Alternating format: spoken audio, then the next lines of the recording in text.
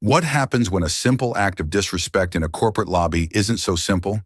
When a manager trying to assert her dominance publicly humiliates a quiet black woman over a spilled soda? You might expect an apology, maybe a complaint filed. You would never expect the entire building to tremble moments later when the woman's husband walks in. And he's not just any husband. He's David Sterling, the billionaire CEO of the entire global corporation. What follows is a brutal, swift act of justice. But the story doesn't end there. Because karma has a way of circling back, and the fallout from that day would prove that, even for the powerful, every action has an equal and devastating reaction. Stay tuned. The lobby of Ethelred Innovations Tower was a cathedral of modern capitalism. Sunlight streamed through three-story glass panes, glinting off the polished Italian marble floors and illuminating the silent, determined hustle of employees. It was a world of hushed confidence, expensive suits, and the quiet hum of a billion-dollar machine at work. Seated in a plush leather armchair in a designated waiting area was Dr. Sarah Jenkins. To the casual observer, she was simply a black woman of remarkable poise, dressed in smart, understated gray trousers and a silk blouse.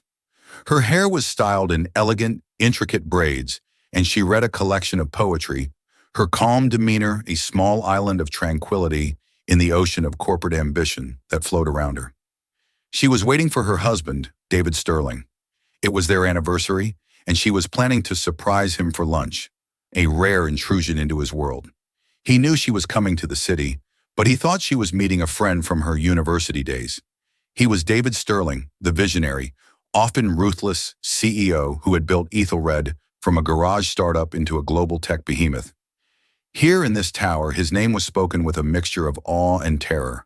But to Sarah, he was just David, the man who still couldn't load the dishwasher correctly and who fell asleep during historical dramas. Her peaceful wait was first disturbed by a presence, then a voice. "Can I help you?" The voice was sharp, edged with an impatient authority that seemed too large for the space it occupied. Sarah looked up from her book. A woman in a severely tailored pantsuit, probably in her late 40s with a blonde bob cut so sharply it could have been done with a laser, stood over her.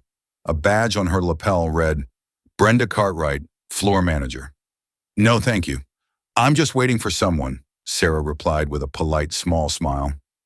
Brenda's eyes did a swift, dismissive scan of Sarah, from her braids to her sensible flats.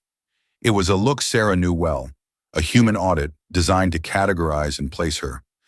"This is a designated waiting area for scheduled appointments. Do you have an appointment?" "I don't, but I won't be long," Sarah said, keeping her tone even. "He's expecting me. He just doesn't know it's right now." Brenda's lips thinned into a bloodless line. "Everyone is expecting someone, ma'am. We have a process here. You need to check in at the main security desk." "The gentleman at the desk was very kind," Sarah explained patiently. "He knew I was a personal guest and suggested I wait here where it's more comfortable." This seemed to irritate Brenda even more. The idea that someone had circumvented her perceived authority was a clear affront. "Stan at the front desk is new. He doesn't understand the protocols for a secure building like this. We can't just have people loitering." The word loitering hung in the air, thick and ugly. It was a loaded term, a carefully chosen microaggression designed to make Sarah feel like she didn't belong. Sarah's calm began to solidify into something cooler, more resolute. She had spent her entire academic career navigating spaces where her presence was questioned. She would not be flustered by a mid-level manager on a power trip. "I assure you I am not loitering," Sarah said, her voice dropping a degree. "I am waiting, and I will continue to do so right here." A young man in a cheap, shiny suit, clearly an intern or a junior associate, scurried up to Brenda, holding a tray with 2 large sodas and a coffee. "Here are those drinks you wanted, Miss Cartwright." He looked nervously between Brenda and Sarah, sensing the tension. His name tag read, Kevin Brown. Brenda didn't take her eyes off Sarah. "Thank you, Kevin. See, this is what I'm talking about. We're trying to conduct business here. This is a professional environment." She gestured vaguely at Sarah, as if she were an exhibit. Kevin, eager to please, chimed in with a nervous laugh. "Yeah, things are super high level today. Big quarterly review with Mr. Sterling." Brenda finally turned to take the tray, but her movements were jerky, agitated. Her focus was still on her perceived victory over the woman in the chair. In that moment of distracted, petty triumph, her hand slipped. The tray tilted violently. A large, ice-filled cup of dark soda arced through the air, tumbling end over end in a horrifying display of slow-motion physics. It landed directly in Sarah Jenkins' lap. The cold shock of the liquid was instantaneous, a gasp-inducing violation. Dark, sticky soda saturated her gray trousers, dripped onto the pristine leather of the chair, and pooled on the marble floor. Her book of poetry was splashed, the pages instantly stained and warped. For a moment, the entire lobby seemed to fall silent. Every head turned. The quiet hum of business ceased, replaced by a collective, sharp intake of breath. Sarah sat there, stunned and soaked, the center of 100 pairs of eyes. The silence was shattered not by an apology, but by Brenda Cartwright's shriek of frustration. "Oh, for heaven's sake, look at this mess," she snapped, looking not at Sarah, but at the puddle spreading on her immaculate floor. "Kevin, get some napkins! Now!" Kevin Brown fumbled in his pockets, his face a mask of panic. He looked at Sarah, then back to his boss, his instincts for human decency warring with his terror of managerial wrath. The terror won. He scurried away toward the lobby's cafe. Sarah Jenkins looked down at her ruined trousers, the cold liquid seeping through to her skin. She felt a slow, hot burn of humiliation rise in her chest, but her expression remained one of profound, icy calm. She slowly lifted her gaze to meet Brenda's. "You spilled your drink on me," Sarah stated, her voice quiet but carrying the weight of an accusation. Brenda scoffed, crossing her arms defensively. "Well, if you hadn't been so argumentative, I wouldn't have been distracted. I was trying to explain company policy. This is a highly sensitive work environment." The sheer audacity of the deflection was breathtaking.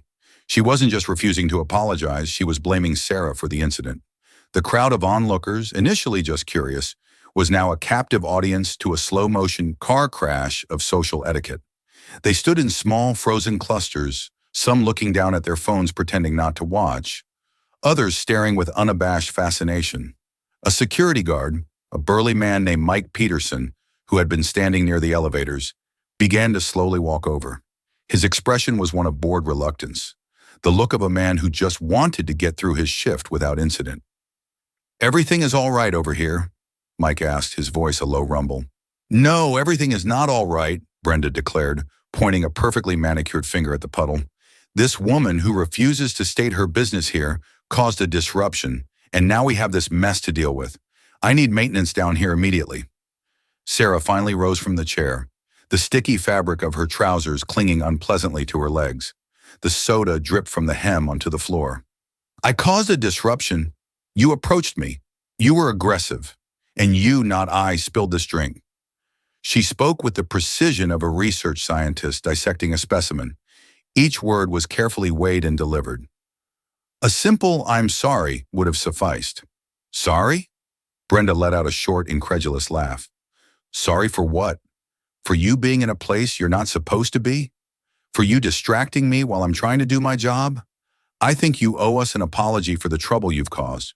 Kevin returned, armed with a pathetic handful of thin paper napkins. He started to dab uselessly at the massive puddle on the floor, avoiding eye contact with everyone. He offered a few napkins to Sarah, who simply looked at them, then back at him, with an expression of profound disappointment that made him flinch. "Ma'am," the security guard Mike said, now addressing Sarah directly.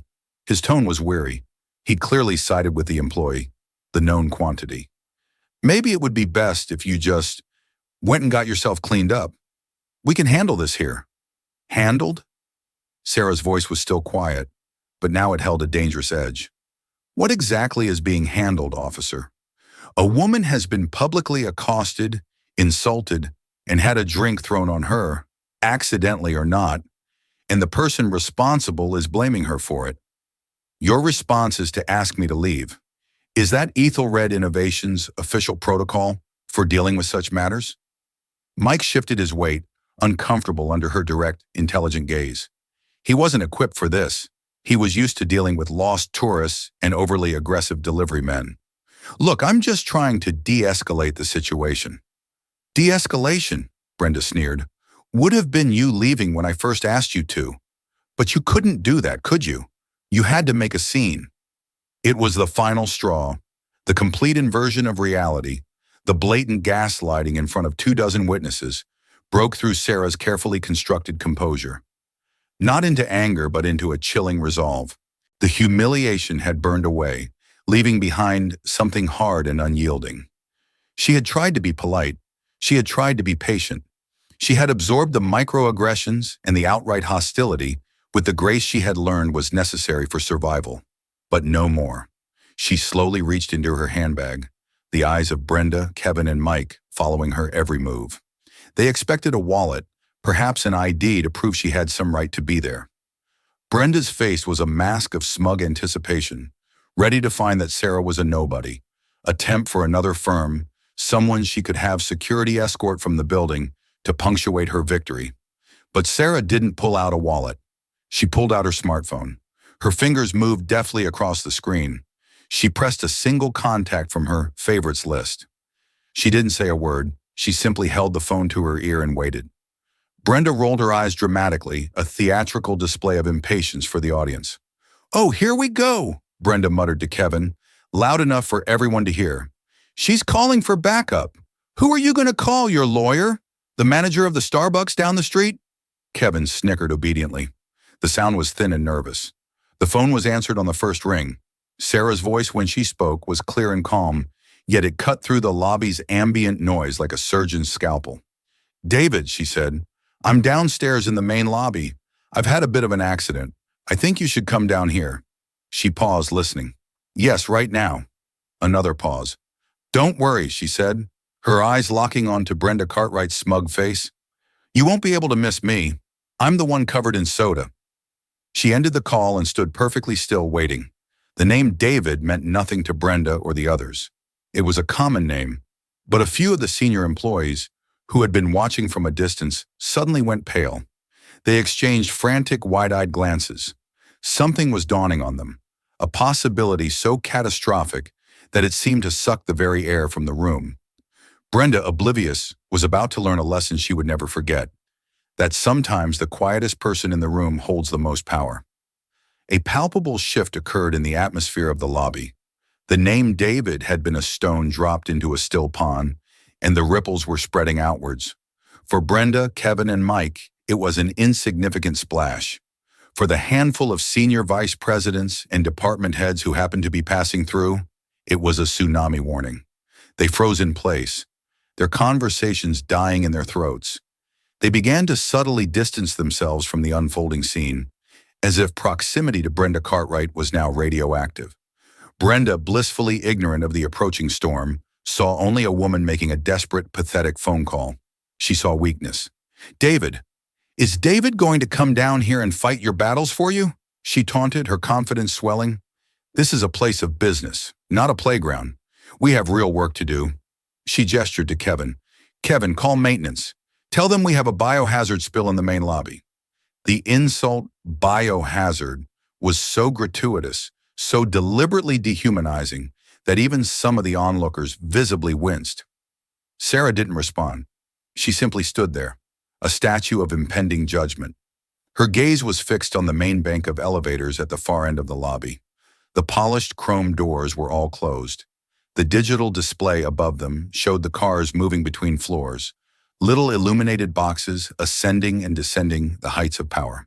Then one car, the private express elevator that went directly to the executive suites on the 80th floor, began its descent. 80, 70, 60. The senior employees watched the numbers drop with a morbid fascination. It was a countdown to an execution. Brenda was still talking, her voice a grating monologue of self-importance.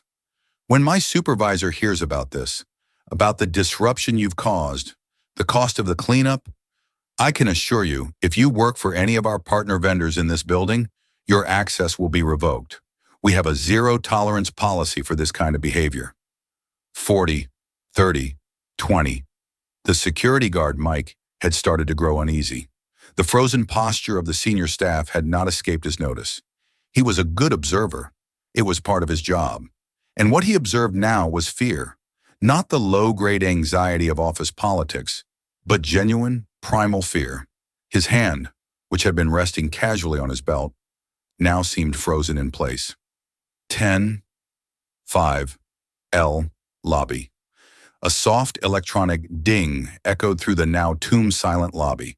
The doors of the private elevator slid open with a whisper. Two men stepped out. The first was Arthur Vance, the stern, gray-haired head of corporate security. The second man was David Sterling. David Sterling was not a physically imposing man, but he possessed an aura of such compressed energy and absolute authority that he seemed to take up all the oxygen in the room. He was dressed in a simple, impeccably tailored dark gray suit without a tie. His dark hair was starting to show threads of silver at the temples, and his face, usually set in a neutral, unreadable expression, was now a mask of glacial fury. His eyes, a piercing shade of blue, swept the room once, taking in the entire tableau, the puddle, the stunned employees, the cowering Kevin Brown, the blustering Brenda Cartwright, the stoic security guard, and finally his wife, soaked in soda, yet standing with more dignity than anyone else in the room. His gaze softened for a fraction of a second as it met hers, a silent exchange of support and concern passing between them. Then it hardened again as he turned his attention to the scene. Brenda Cartwright's brain took a moment to process the impossible. She saw the CEO of the entire company, the man whose face was on the cover of Forbes and Wired, the man whose all-hands-on-deck video messages were mandatory viewing, standing 10 feet away from her. And he was walking with a terrifyingly calm purpose directly towards her. Her jaw went slack. The torrent of self-righteous words died in her throat. The color drained from her face, leaving a pasty, sickly pallor. Mr. Sterling, she stammered, her voice a squeak. I didn't expect. We were just handling a minor security issue. David Sterling stopped directly in front of her. He didn't look at her. He looked down at the puddle of soda on the floor, then at the stained book lying beside it. He bent down, his expensive suit creasing, and picked up the book of poetry. He gently blotted the cover with his hand. Walt Whitman, he said, his voice quiet, yet it carried to every corner of the lobby. He then looked up, and his ice blue eyes finally locked onto Brenda's. My wife enjoys Walt Whitman. The pieces of the puzzle clicked into place in Brenda's mind with the force of a physical blow. Wife, the word reverberated in the cavern of her skull. This woman, this quiet, argumentative, loitering woman, was not just a guest. She was Dr. Sarah Jenkins, the respected astrophysicist whose work was frequently mentioned in glowing magazine profiles about the city's premier power couple. She was the woman David Sterling credited in every interview with being his anchor and his inspiration. Brenda felt a cold dread creep up her spine, so paralyzing it was hard to breathe. She looked from David's face to Sarah's, and for the first time, she truly saw her. She saw the intelligence, the strength, the grace she had so willfully ignored, and she understood that she had not just made a mistake, she had committed career suicide. Sir, I can explain, she began, her voice trembling. There was a misunderstanding. The drink, it was an accident. An accident, David repeated. It wasn't a question. It was a dissection of the word. An accident is when you trip over your own feet in an empty hallway. An accident is knocking over a glass when reaching for the salt. Tell me, Miss Cartwright, he said, reading her name tag with pointed slowness. Did the accident also include blaming my wife for it? Did the accident involve calling her a biohazard? Did the accident involve trying to have her thrown out of a building that, for all intents and purposes, is her home? His voice never rose above a conversational tone, but its intensity was terrifying. He knew. He had heard it all. Sarah's call hadn't just been a summons. It had been an open line. He had listened to every last venomous word. Brenda's face crumpled. The trap had not just been sprung. She had walked into it, built the walls herself, and then locked the door behind her. She looked wildly around for support, for anyone to back her up. Her gaze fell on Kevin Brown, who was trying to merge with the potted ficus tree behind him. David's eyes followed hers. Mr. Brown, he said. Kevin flinched as if he'd been tasered. Did you witness this accident? Kevin, shaking, could only manage a pathetic nod. And in your professional opinion, was it handled with the level of respect and decency that Ethelred Innovations demands of its employees? Kevin opened his mouth, but no sound came out. He looked at Brenda, then at the God King of his universe. His sycophantic instincts were now in a death match with his survival instincts. And you, David said, his attention swiveling to Mike Peterson, the security guard. Officer Peterson, your job, as I understand it, is to ensure the safety and security of everyone in this lobby. Did you, at any point, intervene to ensure my wife was being treated with basic human dignity? Or did you side with the aggressor and attempt to remove the victim from the premises? Mike Peterson, a man who had faced down armed robbers in a previous career, felt a fear he hadn't experienced in 20 years. He stood ramrod straight, his face ashen. The lobby was no longer just a room. It was a courtroom, and the judge, jury, and executioner had just rendered his verdict. The sentence was about to be carried out. The silence in the lobby was absolute. It was the heavy, breathless silence of a vacuum, where sound itself was afraid to move.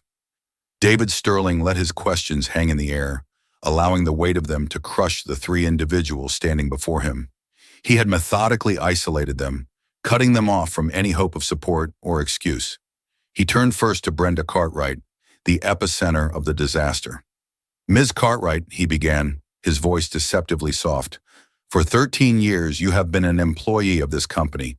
You started as a temp and worked your way up to a managerial position. That suggests at one point you demonstrated competence and an understanding of our corporate values. He took a step closer and she flinched. Our primary corporate value, the one chiseled into the wall of this very lobby, is respect above all. It is the foundation upon which every success we have ever had is built. It is not a suggestion, it is a directive. Today you have not just failed to uphold that directive, you have taken a sledgehammer to it in full view of dozens of your colleagues. He gestured to the silent crowd. You did this not in a private office, but here, in the heart of our company. You saw a woman, a black woman, sitting quietly, and you decided she didn't belong. You profiled her, you harassed her, you humiliated her, and then you tried to blame her for your own clumsiness and prejudice. You are not a manager, Ms. Cartwright. You are a cancer, and we cure cancer. He turned his head slightly toward Arthur Vance, the head of security, who had been standing by like a grim sentinel. Arthur, Ms. Cartwright is terminated, effective immediately. Her network access is revoked. Her credentials are to be confiscated. She is to be escorted to her desk to collect her personal belongings and then escorted from the premises. She is never to set foot in any Ethelred Innovations property again. A collective gasp went through the crowd. It wasn't just a firing, it was an excommunication. Brenda stared at him, her face a grotesque mask of disbelief and horror. You can't do this. I have a mortgage. I have kids in college. It was just a spilled soda. It was never about the soda, David said, his voice turning to steel. It was about disrespect. And on that front, you are bankrupt. He turned away from her, dismissing her as if she had already ceased to exist. His gaze fell next on Kevin Brown, who was visibly trembling, his face slick with sweat.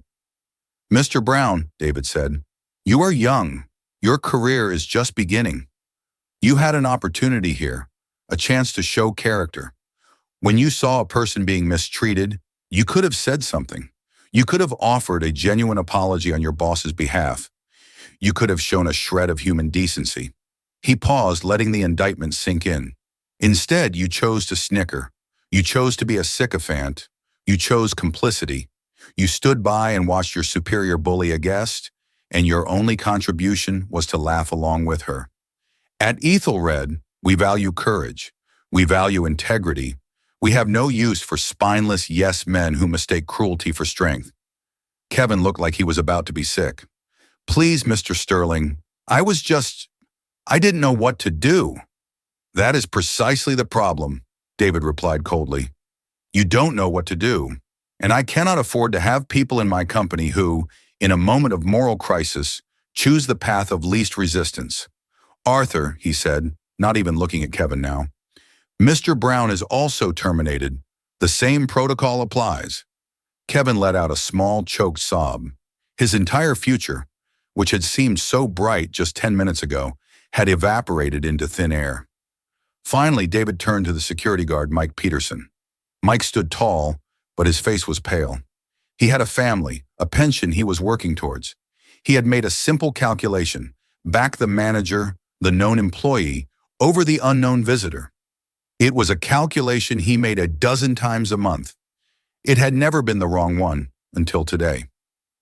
"Officer Peterson," David said, his tone shifting slightly. It was less angry, more disappointed. "You are not my employee. You work for an external security contractor, K-Guard Protection. But while you are on these premises, you represent me. Your duty is to protect people, not just property. Your duty is to de-escalate with fairness and impartiality. Today, you failed." "Sir," Mike began, his voice raspy, "I was just trying to keep the peace." "You saw an act of aggression and you told the victim to leave," David countered, his voice sharp. "You saw a clear imbalance of power, a manager berating a guest, and you chose to reinforce that imbalance. You did not serve or protect. You observed and complied. That is not security. That is being a bystander in a uniform." He looked at Arthur Vance again. "Arthur, I want our contract with K-Guard Protection reviewed by 9 a.m. tomorrow.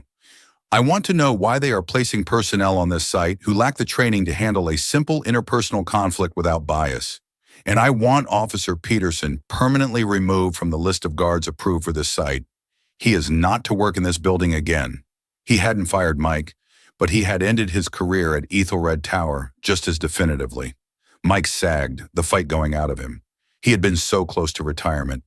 David Sterling turned to face the entire lobby, his voice now projecting to every corner. "Let me be perfectly, unequivocally clear to everyone here," he boomed, the quiet fury now a controlled roar. "This is my company, but more importantly, this is our company. The culture here is our collective responsibility. What happened today is a disgrace. The actions of these three individuals are a symptom of a sickness I will not tolerate." "The silence of everyone else," he said, his eyes sweeping across the horrified faces of the onlookers, "is the environment that allows that sickness to grow. Today the cancer was cut out. Tomorrow the healing begins. If you do not believe in a culture of absolute, unconditional respect for every single person you encounter, regardless of their position, their appearance, or their background, then this is not the place for you. Find the door before I find it for you." He then walked to his wife's side.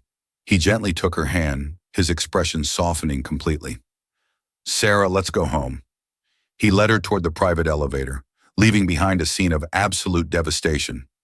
Arthur Vance and his team moved in with cold, practiced efficiency to carry out the CEO's orders. Brenda was sobbing hysterically. Kevin was staring into the middle distance, his life in ruins. Mike was leaning against a wall, his head in his hands. As the elevator doors closed, sealing David and Sarah from the carnage, the crowd finally began to breathe again, their hushed whispers filling the void. They had just witnessed a corporate execution. It was brutal, swift, and utterly unforgettable. They believed they had seen justice served in its most raw and powerful form. But what none of them, not even David or Sarah, could possibly understand was that this was not the end of the story. It was merely the end of the beginning. The real consequences had not even started yet. The ride up to the 80th floor executive suite was silent. The only sound was the faint whir of the high-speed elevator. David Sterling held his wife's hand, his thumb gently rubbing circles on her knuckles. He was still radiating a controlled fury, but his focus was entirely on her. He led her through his vast, minimalist office, a space of glass, steel, and sweeping panoramic views of the city, and into a private adjoining lounge. "Are you okay?" he asked, his voice now laced with a tenderness that was a world away from the man in the lobby. Sarah nodded, though she felt a deep, trembling exhaustion set in. The adrenaline that had sustained her through the ordeal was now gone, leaving a hollow feeling in its wake. "I'm fine, David. Just humiliated and sticky." He guided her to a sofa and went to a small concealed kitchenette, returning with a warm, damp towel. He knelt before her and began to gently wipe the streaks of soda from her hands and arms. It was a simple, intimate gesture that spoke volumes. "I'm sorry, Sarah," he said, his eyes meeting hers. "I'm so sorry you had to go through that. In my own building." The self-reproach in his voice was raw. He saw it as his failure, a breakdown in the world he had built and was supposed to control. "It wasn't your fault," she said softly. "People like Brenda Cartwright exist everywhere. You can't personally vet every mid-level manager in a company of 50,000 people." "I can damn well try," he growled. "I can set a tone so strong, so clear, that people like her either change or they suffocate. What I did down there, that was just the start." Sarah watched him. She knew this man better than anyone. She knew his fierce, protective loyalty and his capacity for decisive, even ruthless action. What she had seen in the lobby was the David Sterling the business world knew and feared. But sitting here, tending to her so gently, was the man she loved. Yet a sliver of unease had inserted itself into her heart. "It was a lot, David," she said carefully. "Firing all of them, on the spot, in front of everyone." He stopped dabbing her arm and looked at her, a flicker of surprise in his eyes. "What else was I supposed to do?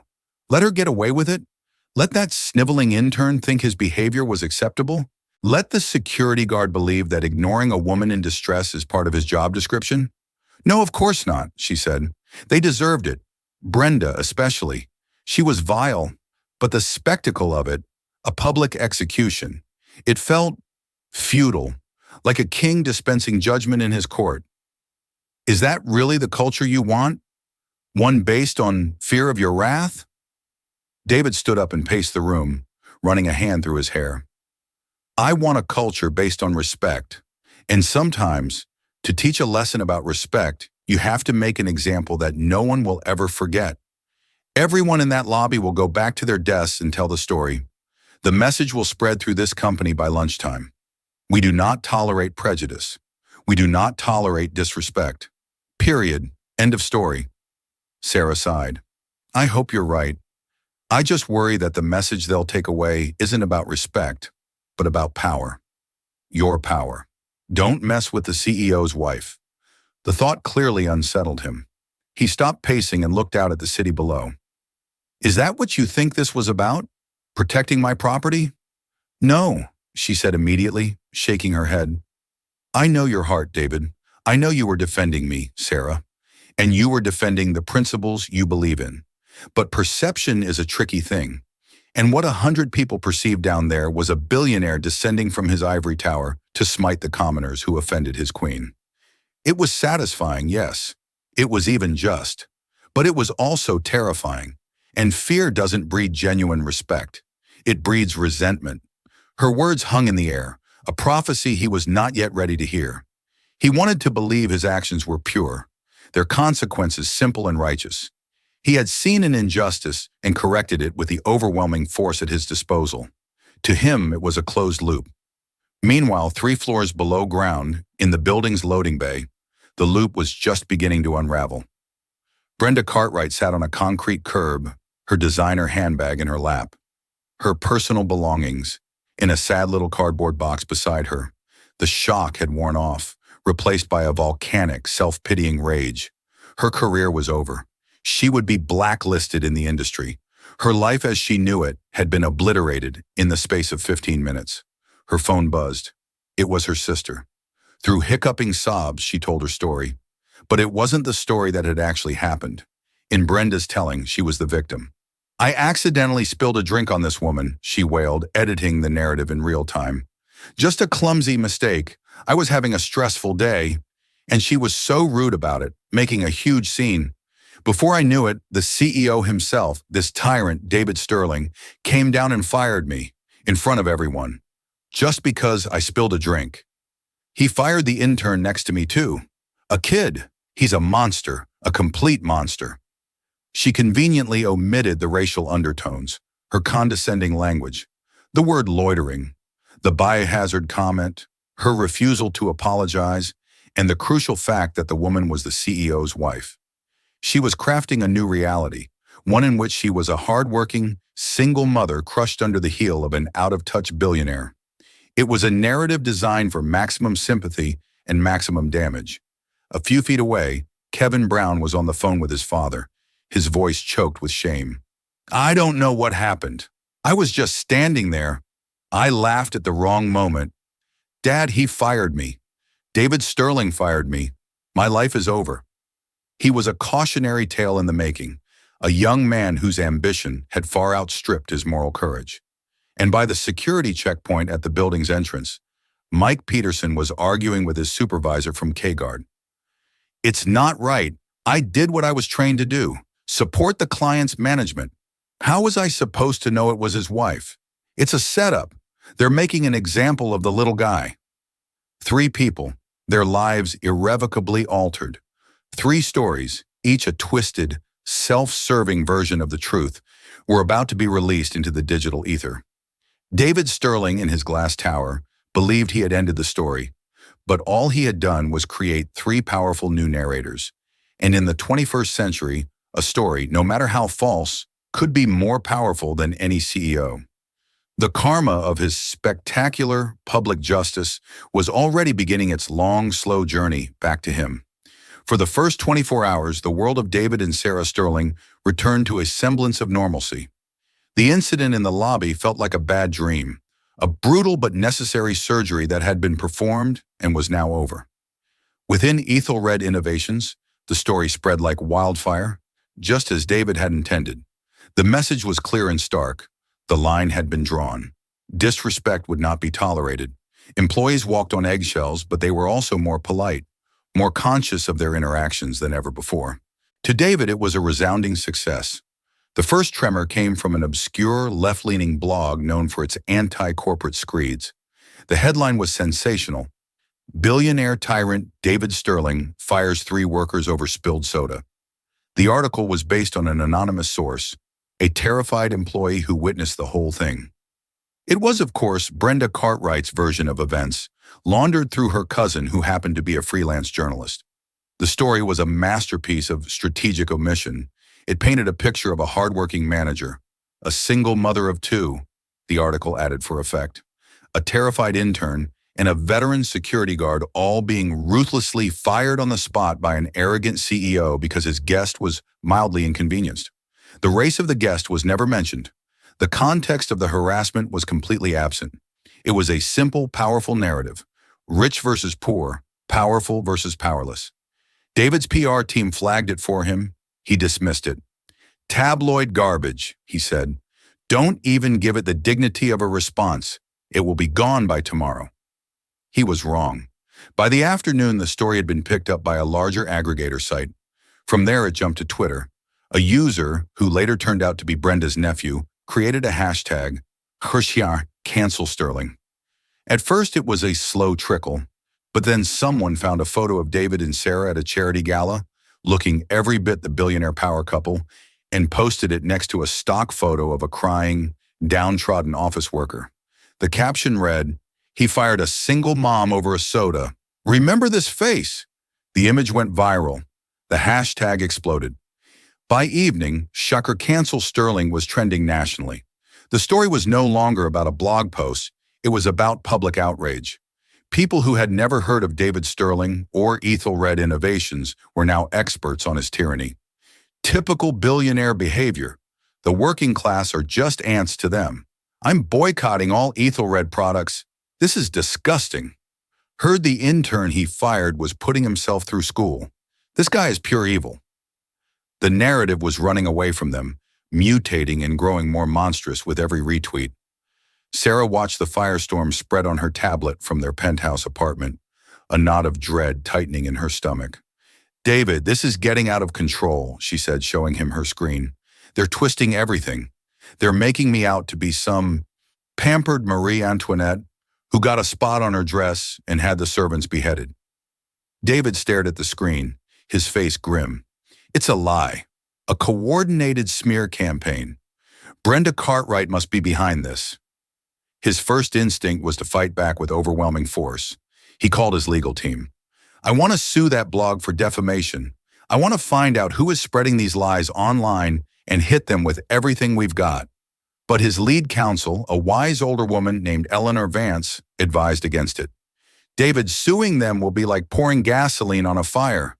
It will only confirm their narrative that you're a bully who uses his money and power to silence the little guy. We have to be smarter than this. The next blow came the following morning. Brenda Cartwright, styled to look meek and sympathetic, appeared on a popular national morning show. She wept as she told the host her carefully rehearsed story. "He didn't even let me speak," she cried, dabbing her eyes with a tissue. He just destroyed my life. I've given everything to that company, and for one clumsy accident, it's all gone. What am I going to tell my children?" The host looked at her with deep, compassionate eyes. "It's a truly shocking story, a real David and Goliath situation, isn't it?" The irony of the phrase was lost on the millions of viewers who were now firmly on Brenda's side. The public had chosen its victim, and it wasn't the black woman who had been publicly humiliated. It was the white manager who had been publicly fired. Then came the final, devastating twist. Someone within Ethelred Innovations, a disgruntled IT employee with an axe to grind, leaked the security footage from the lobby. But they didn't leak all of it.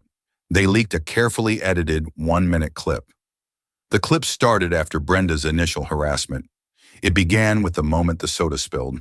It showed Sarah standing up, looking angry. It showed her making a phone call. It then cut to David Sterling arriving and pointing his finger as he fired Brenda, Kevin, and Mike. Crucially, the clip had no audio.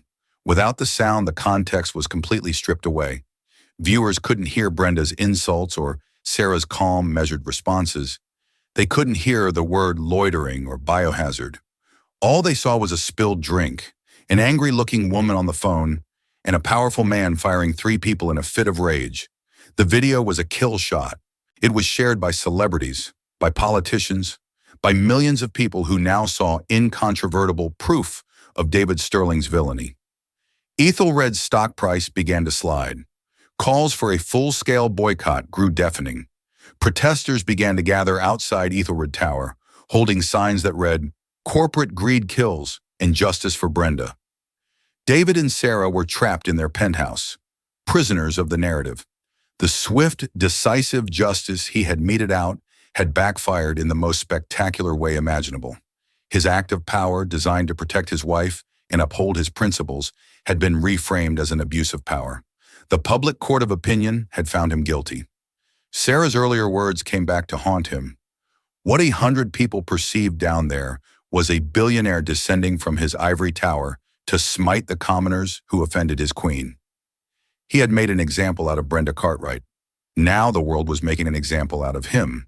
The hard karma he had so decisively delivered had completed its circuit and returned to him with a vengeance, amplified 1,000,000 times over by the echo chamber of the internet. He hadn't just lost control of the story was now in the process of destroying him. The penthouse apartment, once a symbol of their success, now felt like a gilded cage. For 3 days, David and Sarah watched the world they had built crumble under the weight of a lie. The Ethelred Innovations board was panicking. Investors were calling at all hours. Their friends were divided. Some offered quiet support, while others fell silent, distancing themselves from the toxicity. David was a man besieged.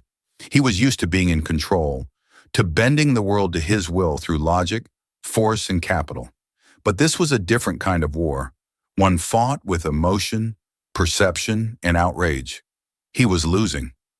On the 3rd night, he stood by the floor-to-ceiling windows, staring down at the protest camp that had formed on the plaza below his building. He hadn't slept. He looked defeated. "I was wrong, Ishana," he said, his voice raspy.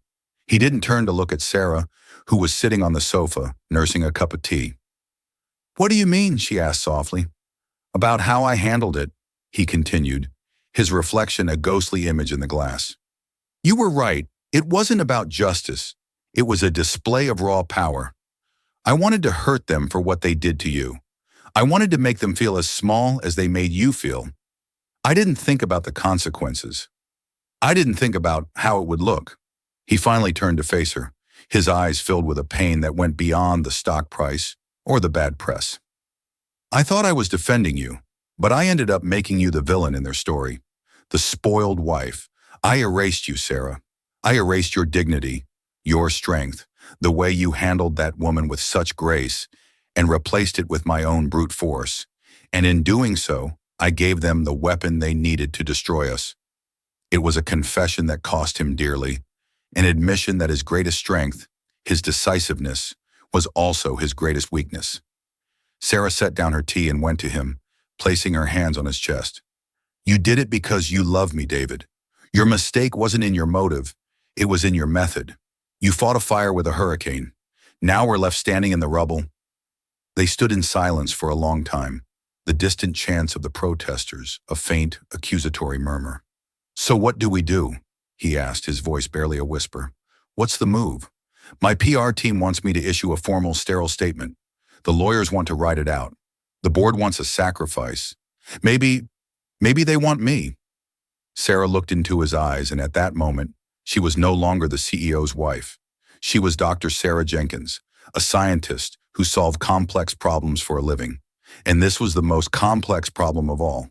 No, she said, her voice firm, imbued with a sudden clarity. We stop playing their game. We stop reacting. We stop thinking like a corporation and start acting like human beings. We tell the truth, not a press release, the whole, unvarnished truth. The next morning, David Sterling did something no one expected. He didn't issue a statement. He didn't go on a friendly news network. He called a press conference and invited everyone, especially the outlets that had been savaging him. When he stepped up to the podium, he looked tired but resolved. Sarah stood just off to the side, not behind him, but beside him. He began to speak, his voice steady. Good morning. I'm not here today to talk about share prices or corporate policy. I'm here to talk about a mistake I made. He proceeded to tell the whole story, just as it had happened. But he didn't just lay out the facts. He owned his part in the spectacle. The behavior of the 3 former employees was unacceptable, he said. The prejudice and disrespect shown to my wife, Dr. Sarah Jenkins, was appalling. And my decision to terminate them was, I believe, the correct one. But my method was wrong. It was arrogant. It was a display of power, not a demonstration of principle. I created a spectacle of fear when I should have been creating a lesson in respect. For that, I am truly sorry. Then he did the one thing that could change the narrative. The security footage that was leaked was edited and presented without context. So now I am releasing the entire unedited video file with full audio to all of you. I want you to see it all. I want you to hear what was said. I want you to judge the facts for yourselves. On a large screen behind him, the video began to play. The entire 20-minute encounter. The press watched, transfixed. They heard Brenda's condescending tone. They heard her say, loitering. They heard her blame Sarah. They heard her sneer, who are you going to call? Most damningly, they heard her call the spilled soda a biohazard. Then they heard Kevin's nervous snicker and Mike's dismissive suggestion that Sarah should leave. The room was silent. The context changed everything. It wasn't a story of a billionaire bully. It was the story of a black woman being systematically harassed until her husband, who happened to be the CEO, intervened. David wasn't finished. My actions, however flawed, were those of a husband. But the fallout has shown me a deeper problem within my own company and perhaps within our society. The fact that so many were so quick to believe that a hardworking manager was the victim and not the quiet black woman she was berating is a lesson for us all. He announced the formation of an independent council to review Ethelred's corporate culture, a multi-million-dollar fund to support anti-bias and de-escalation training, not just for his employees, but for partner companies like K-Guard as well. He then looked at Mike Peterson's file. I have also reviewed the termination of the security guard Mike Peterson. While his inaction was a failure, I believe my public shaming of him was also a failure. We will be offering him his position back, pending a mandatory and comprehensive new training program. We must correct, not just punish. He made no such offer for Brenda or Kevin, whose actions he deemed malicious. The tide began to turn. The full video went viral, this time with a new hashtag, #GearIsStandWithSarah. News outlets retracted their previous stories. The morning show host who had interviewed Brenda issued a public apology for not having the full story. Brenda Cartwright, exposed as a manipulative liar, vanished from the public eye, her 15 minutes of fame ending in infamy. Ethelred's stock price began to recover. The protesters outside the building slowly packed up and left. It wasn't a clean victory. The company was bruised. David's reputation was forever changed. No longer just a brilliant CEO, but a more complex, humbled figure. In the end, karma had come for everyone. Brenda's prejudice cost her everything. Kevin's cowardice ended his budding career. But David's hubris had also cost him dearly, forcing him to confront the limits of his own power and the truth in his wife's wisdom. They had weathered the storm, not by fighting with more force, but by embracing vulnerability and truth. They learned that in the real world, justice isn't a swift, clean execution. It's a messy, complicated, and often painful process of reckoning and rebuilding.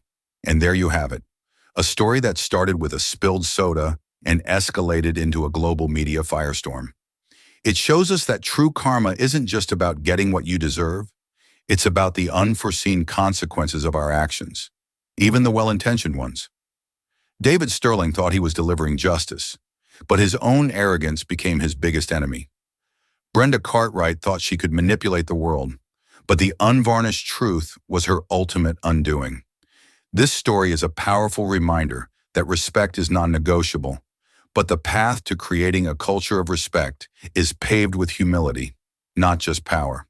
If this story resonated with you, please hit that like button to let us know.